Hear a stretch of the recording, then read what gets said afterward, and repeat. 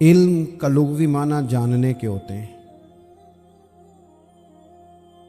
علم حاصل کیا جاتا ہے کسی چیز کی معرفت کو حاصل کرنے کے لیے۔ جب ہم کوئی علم حاصل کرتے ہیں تو ہم یہ چاہتے ہیں کہ ہمیں اس چیز کے نفع اور نقصان کا پتہ چل جائے، اور جب ہم دینی علم حاصل کرتے ہیں تو اس کا مقصد یہ ہوتا ہے کہ ہمیں رذائل اور خسائل ان دونوں کی خبر ہو جائے، خیر کیا ہے شر کیا ہے اس میں تمیز کا ملکہ ہمیں نصیب ہو جائے، اچھائی اور برائی کھل کر ہمارے سامنے واضح ہو جائے۔ یہ مقصود ہوتا ہے علم سے۔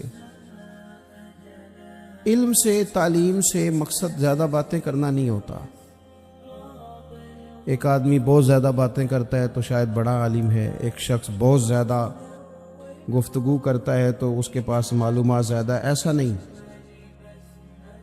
بلکہ حضرت عبداللہ ابن مسعود رضی اللہ تعالیٰ عنہ سے جب کسی نے پوچھا تھا کہ بڑا عالم کون ہوتا ہے، تو آپ فرمانے لگے جو رب سے زیادہ ڈرے وہ بڑا عالم ہے۔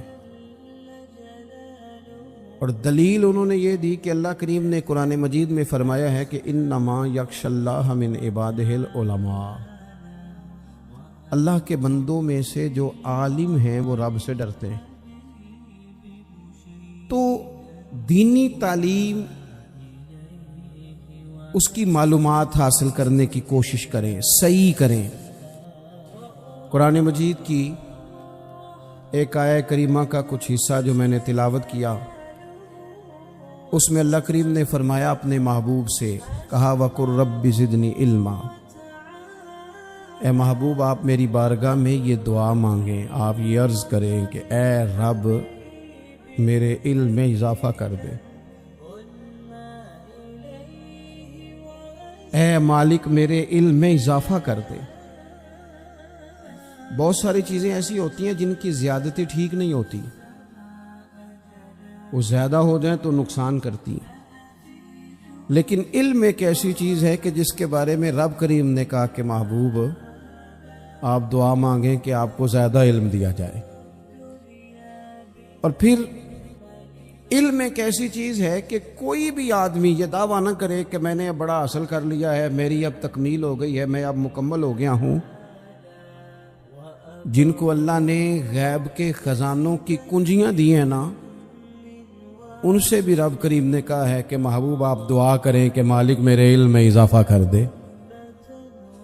تو جب وہاں تک یہ بات ہے تو پھر عام آدمی کو بھی چاہیے کہ وہ اپنی معلومات میں اضافے کا شوق پیدا کرے۔ اور تیسری بات یہ کہ جو حضور کے علم شریف پر بات کرتے ہیں وہ بھی اس آیت سے سیکھیں کہ حضور کا علم تو ہر روز رب اس میں اضافہ فرما رہا ہے، تو ہر روز اضافہ ہو رہا ہے۔ وَلَلْآخِرَةُ خَيْرٌ لَكَ مِنَ الْأُولَىٰ،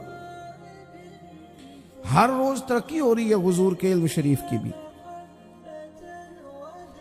تو ہمارے ہاں زیادہ تر لوگ بات اس لیے سیکھتے ہیں کہ میں کوئی کہیں سے مسئلہ سیکھوں گا پھر جا کے اپنی مسجد کے امام کو تنگ کروں گا کہ وہاں تو میں یہ سن کے آیا ہوں تو یہاں یہ کام کیوں نہیں ہوتا۔ میں کوئی بات سیکھوں گا تو پھر میں اس سے بحث کا دروازہ کھولوں گا۔ علم کا مطلب ہی اپنے آپ کو سنوارنا ہے۔ معلومات حاصل کرنے کا مطلب یہ کہ آپ کے عمل میں پختگی آئے، آپ کے کردار میں پختگی آئے، آپ نے جو سیکھا ہے آپ اس کے مطابق اپنے آپ کو ڈھالیں۔ مسلم شریف میں موجود ہے، نبی پاک صلی اللہ علیہ وسلم نے دعا مانگی ہے، اے اللہ میں اس علم سے تیری پناہ مانگتا ہوں جو علم تو ہو پر نفع والا نہ ہو۔ جس بندے کے علم نے اسے نفع نہیں دیا، وہ کچھ سیکھ نہیں سکا اس سے، تو اس کا علم کسی کو کیا نفع دے گا؟ جب خود سے اس نے، اور صوفیہ کرام تو فرماتے ہیں کہ جو لوگ بڑی معلومات حاصل کر لیں، بڑی باتیں سیکھ لیں، پنچایت میں کسی کو بولنے نہ دیں، گھر میں کسی کو بولنے نہ دیں، بہت سارے لوگ تو علماء کو بھی مشورہ دیتے ہیں، بڑی باتیں کرے، لیکن عمل کے لحاظ سے بندہ زیرو ہو تو اہل دل فرماتے ہیں اس کی صحبت سے بچو۔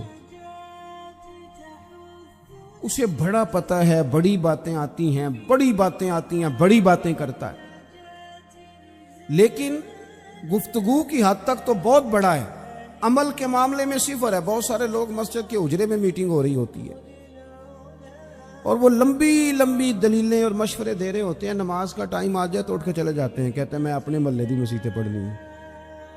کئیوں کو کام یاد آ جاتا ہے۔ فرمایا کہ شخص کے پاس معلومات بڑی ہوں لیکن عمل کے معاملے میں بندہ زیرو ہو تو اسے بچنا کیوں؟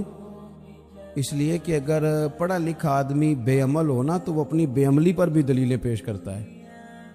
وہ کہتا ہے میں یہ کام نہیں کرتا تو یہ میرے پاس دلیل ہے۔ وہ تو بے عملی کو بھی مزین کر دے گا معاذ اللہ۔ تو دینی تعلیم ایک تو حاصل اس لیے کریں کہ ہم نے اپنے آپ کو سنوارنا ہے، اور دوسرا علم کا شوق طبیعت میں ہو۔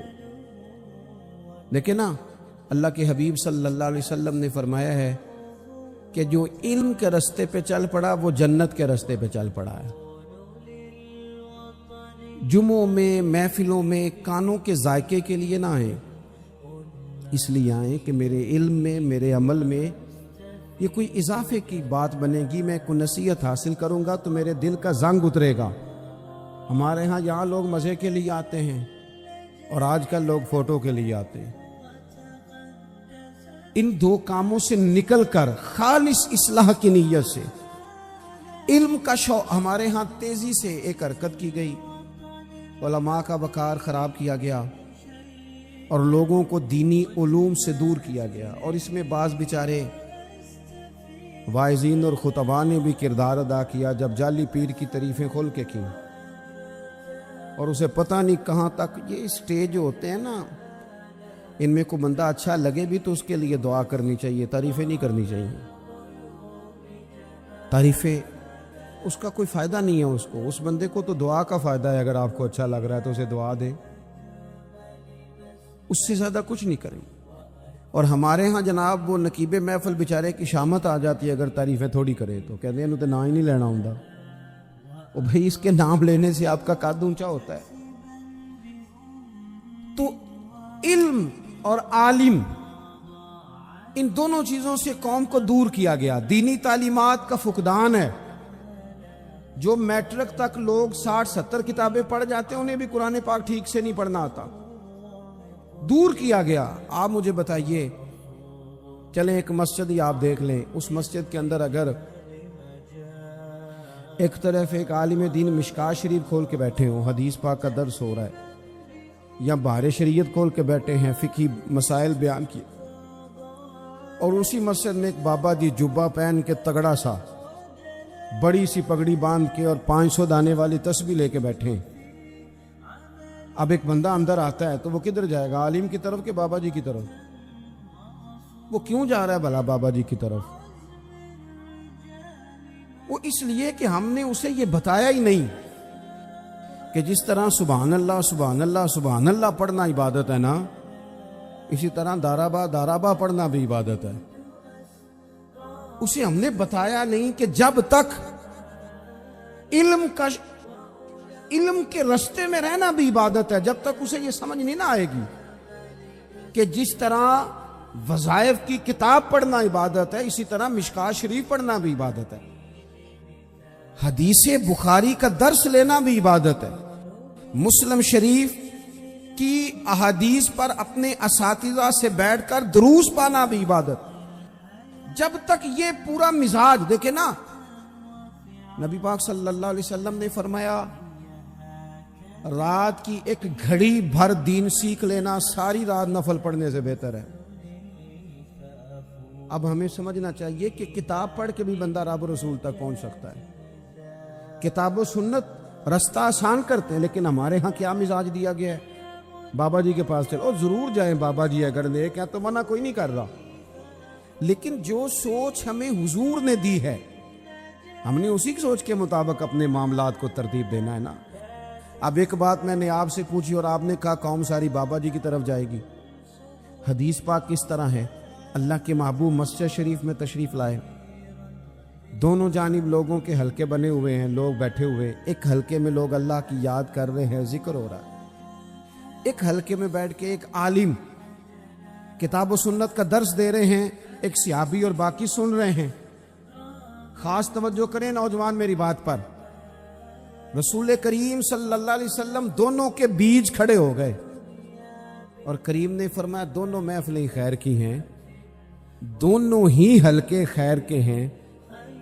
اور پھر حضور فرمانے لگے مجھے چونکہ رب نے استاد بنا کے بھیجا ہے, میں چونکہ معلم بن کے آیا ہوں, یتلو علیکم آیاتنا ویزکیکم, میں چونکہ کتاب و سنت کی تعلیم کے لیے آیا ہوں. یہ لفظ کہتے کہتے حضور اس جماعت میں بیٹھ گئے جو دین پڑھ اور پڑھا رہی تھی. حضور وہاں بیٹھے جہاں بات دین کی ہو رہی, جہاں لوگوں کو اللہ رسول کی بات بتائی جا رہی.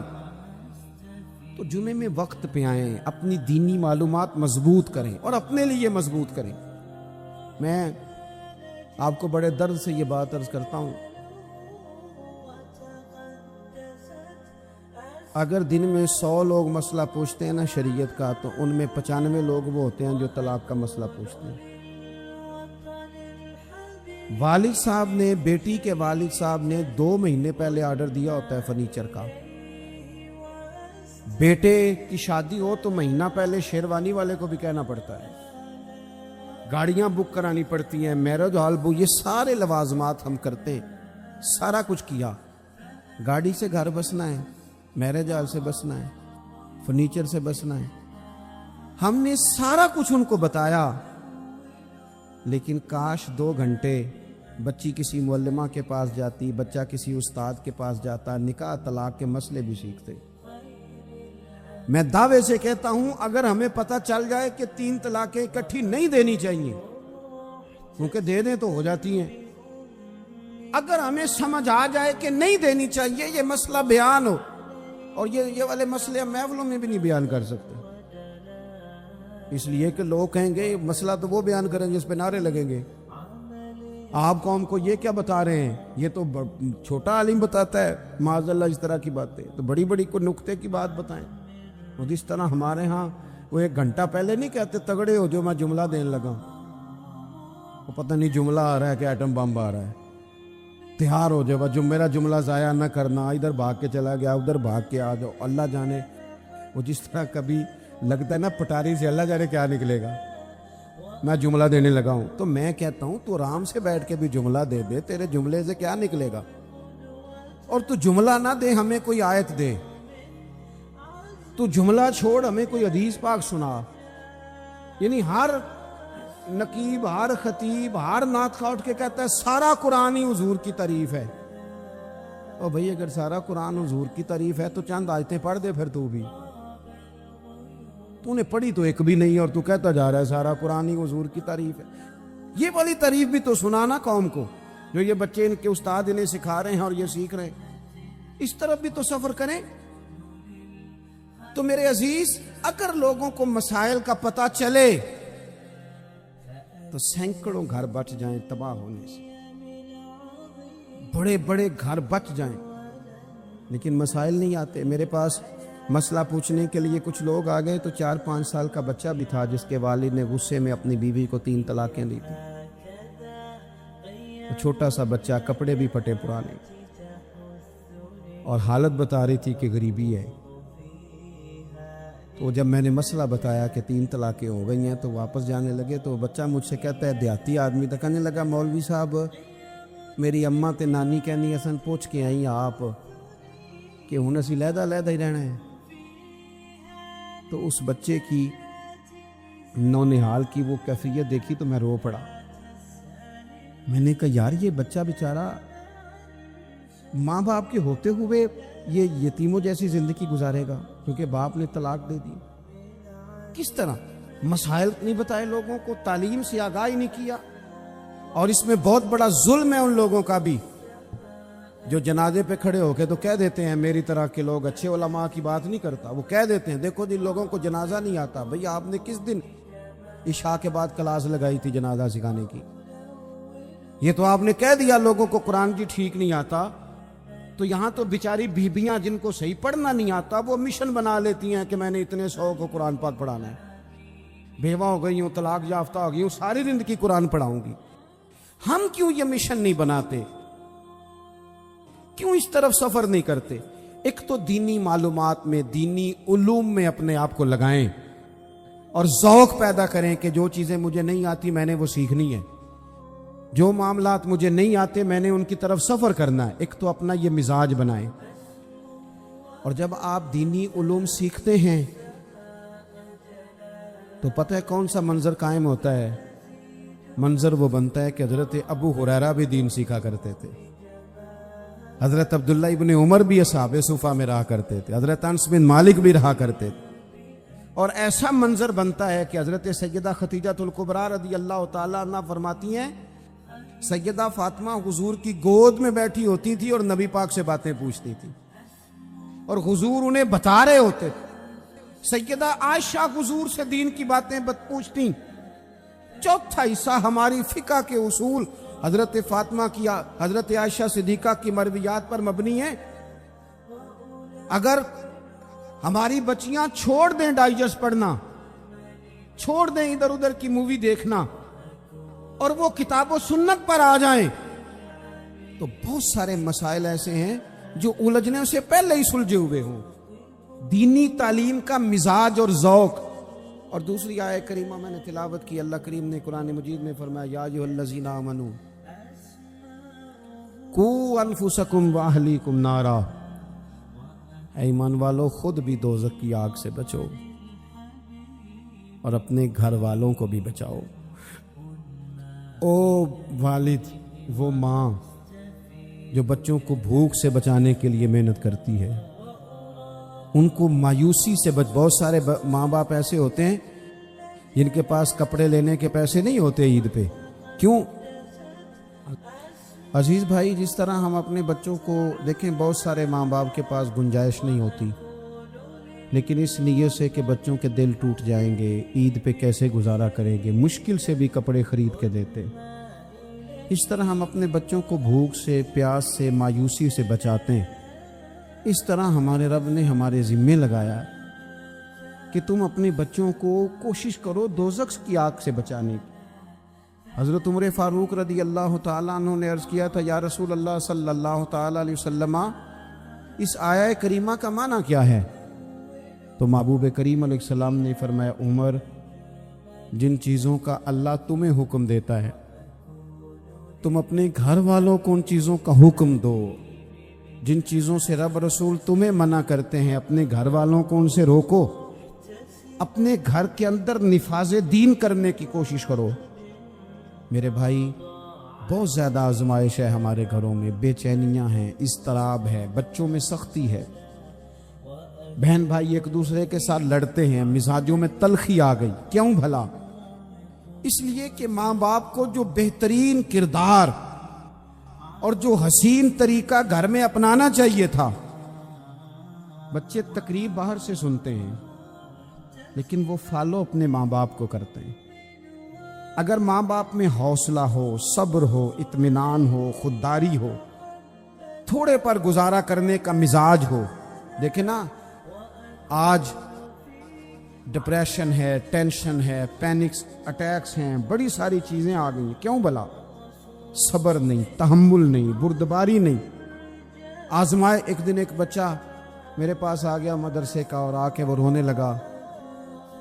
میرے گھر والے کہنے لگے کھانا چھوڑ دیں، پہلے اس کی بات سن لے۔ میں نے کہا پتر کیا ہوا؟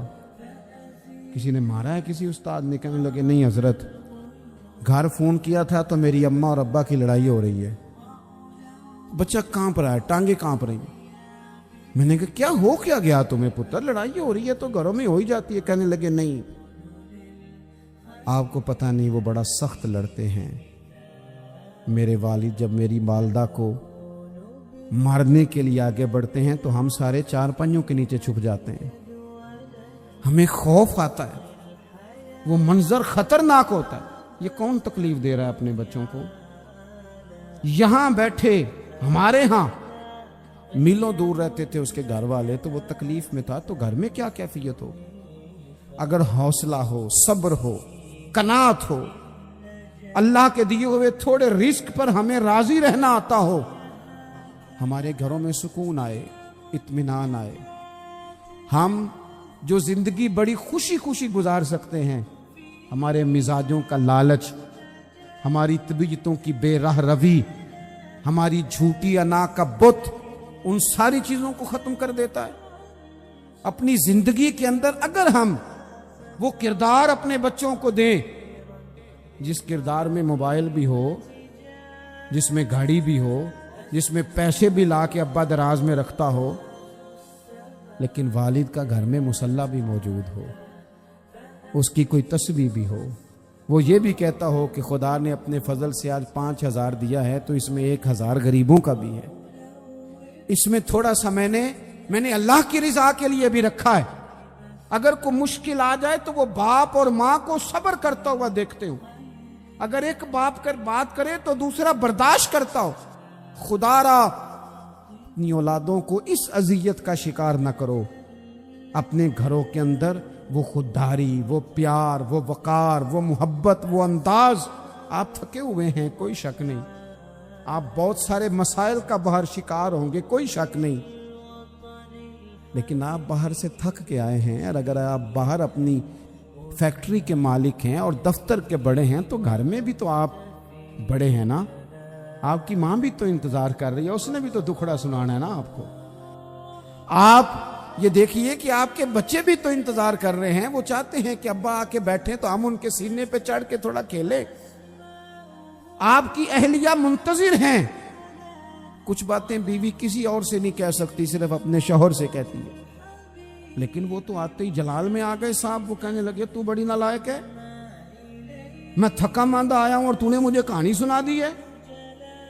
وہ اس خاتون سے شدت کے ساتھ پیش آنے لگے۔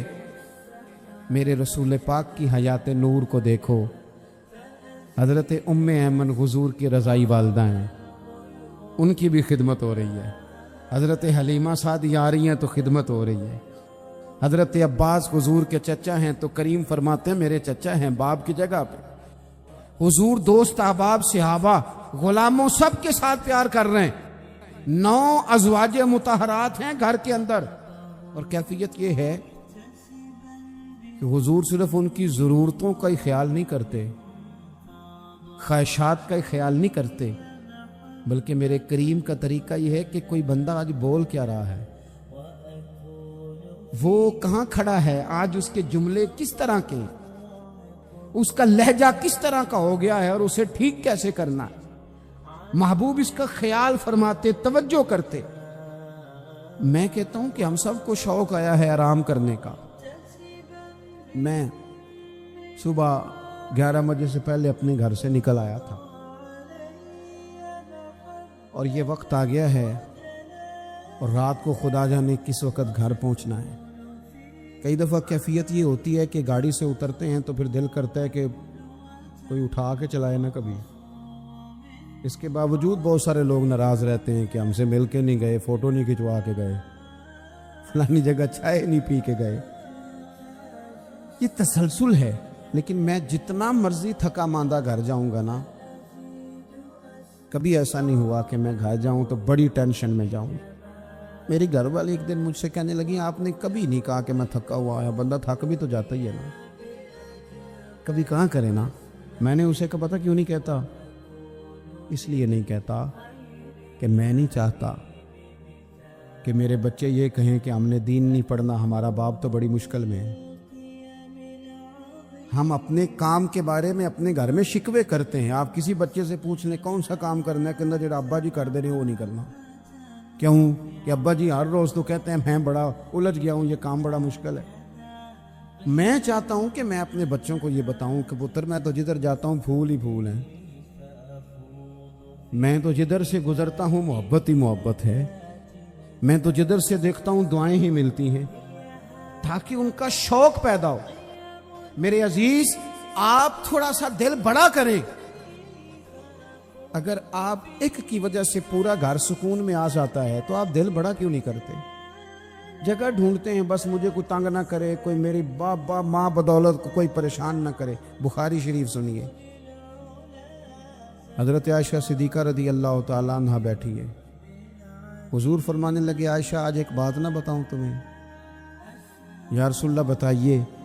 حضور فرمانے لگے جب تم مجھ سے ناراض ہوتی ہو تب بھی مجھے پتہ چل جاتا ہے، اور جب راضی ہوتی ہے پھر بھی پتہ چل جاتا ہے۔ تو حضرت سید عائشہ صدیقہ بات سن کے بڑی خوش ہوئی، یا رسول اللہ وہ کیسے؟ حضور فرمانے لگے کبھی کبھی تم قسم اٹھاتی ہو۔ یا رسول اللہ ہاں۔ فرمایا جب ہوتی ہو نا راضی، خوش، تو پھر کہتی ہو مجھے رب محمد کی قسم صلی اللہ علیہ وسلم، پھر تم میرے نام کے ساتھ رب کریم کا نام ملا کے قسم اٹھاتی ہو، رب محمد کی قسم۔ یا رسول اللہ بالکل ایسے ہی ہے۔ اور فرمایا جب تمہارے دل میں کوئی بات ہوتی ہے نا تو پھر تم کہتی ہو مجھے رب ابراہیم علیہ السلام کی قسم، پھر تم رب محمد نہیں کہتی۔ یہ بخاری مسلم میں موجود ہے۔ حضرت عائشہ صدیقہ نے تو بات سنی تو کھل گئی طبیعت، کہنے لگی کریم صدقے جاؤ، یہاں تک خیال فرماتے ہو؟ کس کے جملے کہاں پہنچ گئے، یہاں تک خیال ہے؟ فرمایا مجھے پتہ چل جاتا ہے کہ تمہاری کیفیت کیا ہے، کہاں کھڑی ہو۔ اور بھئی ہم تو اپنی ماں کا بھی خیال نہیں رکھتے، ہمارا باپ کہاں بیچارہ کھڑا ہے، وہ تو انتظار میں تھا کہ کوئی 10 منٹ میرے پاس بیٹھے گا، توجہ ہی نہیں، جذبات کا خیال ہی نہیں۔ حضرت عائشہ صدیقہ بات سن کے عرض کرنے لگی یا رسول اللہ مجھے رب محمد کی قسم ہو، میں صرف نام چھوڑتی ہوں، میرے دل میں ہر وقت مدینے والے محبوب ہی رہتے ہیں، نام ہی چھوڑتی ہوں صرف۔ او میرے دوست تھوڑا سا جا، اور دوسرا عرض کروں گا، دولت اگر بہت عالی چیز ہوتی نا، بہت قیمتی، تو سب سے زیادہ سید عائشہ کے گھر میں ہوتی۔ اگر پیسوں سے ہی سوکھ آتا تو پیسے سب سے زیادہ حضرت فاطمہ الزہرا کے کاشانہ نور میں ہوتے۔ او میرے بھائیوں، سونا وقت محبتوں سے گزارا جا سکتا ہے۔ او بھائی، میں نے تو اپنے گھر میں یہ دیکھا کہ میرے والد صاحب گرمی آتی تو فرماتے او لو بھائی تانوں پرواہ نہیں، میں تواڈے پڑھولے چ دانے پا دیتے نے تے تواڈی ماں نے مرتبہ نے اچار پا دیتا ہے، لو اب تمہیں کہیں جانے کی ضرورت نہیں پڑے گی۔ اس پہ بھی وقت بڑا اچھا گزرتا، اس پہ بھی ٹائم بڑا اچھا۔ 6 کھانے کھا کے بچے نخرے کر رہے ہیں۔ میں نے اپنے والد صاحب سے ایک دن کہا، میں کہ ابا جی تانوں پسند کی ہے؟ فرمان لگے پتر جے تے لگی ہوئے بھوک پھر تے ہر شے، اور اگر بھوک نہ ہو تو پھر نخرے نخرے ہیں، پھر کیا پسند ہونا ہے؟ طبیعت نہیں، اپنے گھروں میں اپنے دوستوں میں اطمینان پیدا کریں، اضطراب سے باہر آئیں۔ اور ایک بات اور عرض کرنی ہے، یاد رکھنا تقریر باہر چلتی ہے، گھر میں نہیں چلتی، گھر میں عمل چلتا ہے۔ گھر جا کے آپ لیکچر دینا نماز پڑھا کرو، نماز پڑھا کرو، نماز پڑھا کرو، نماز پڑھا کرو، تو کوئی نہیں پڑھتے گھر والے۔ آپ گھر میں نماز خود شروع کر دیں۔ نبی پاک صلی اللہ علیہ وسلم نے فرمایا گھروں کو قبرستان نہ بناؤ، کچھ نفلی نمازیں گھر میں بھی پڑھا کرو۔ اللہ کے پیارے رسول صلی اللہ علیہ وسلم کا گھر مسجد نبی کے بالکل ساتھ ہے، دروازہ حضور کے گھر کا مسجد میں کھلتا تھا، لیکن نبی کریم صلی اللہ علیہ وسلم کیا کرتے تھے؟ حضرت عائشہ صدیقہ فرماتی ہیں تہجد کی نماز گھر میں پڑھا کرتے، گھر میں حضور تہجد کی نماز پڑھتے، اگرچہ گھر میں دشواری تھی، کچھ عبادات کچھ نمازیں گھر کے اندر بھی انسان پڑھے۔ آخری گزارش آپ حضرات سے کرنی ہے، اتنا بڑا مجمع ہے، اتنے سارے لوگ تشریف لائے ہیں، ایک گزارش آپ حضرات کی خدمت میں رکھ کے بس میں نے بات کو سمیٹنا ہے۔ 2 باتیں میں نے آپ کی خدمت میں عرض کی ہیں، ایک تو دینی علم کا ذوق پیدا کریں، اور دوسرا اپنے گھروں میں تھوڑا ٹھہراؤ لائیں، تھوڑا سا اپنے یہ بچوں کی دستار فضیلت کا اجتماع تھا اس لیے میں نے یہ بات عرض کی، اپنے گھروں میں تھوڑا حوصلہ قناعت لائیں۔ حضرت عائشہ صدیقہ رضی اللہ تعالیٰ عنہ فرماتی ہیں ایسا نہیں تھا کہ ہمارے گھر کے اندر مال نہیں آتا تھا، اللہ کے فضل سے بڑا کچھ آتا تھا، لیکن فرماتی ہم اثار کر دیا کرتے تھے۔ حضور کا مزاج اثار کر دینے کا ہے۔ یاد رکھنا شمع سے اگر کئی شمع جل جائیں تو اس کی روشنی میں کبھی کمی نہیں آتی، ہزاروں دیے بھی جل جائیں تو یہ دیے ماند نہیں پڑتے۔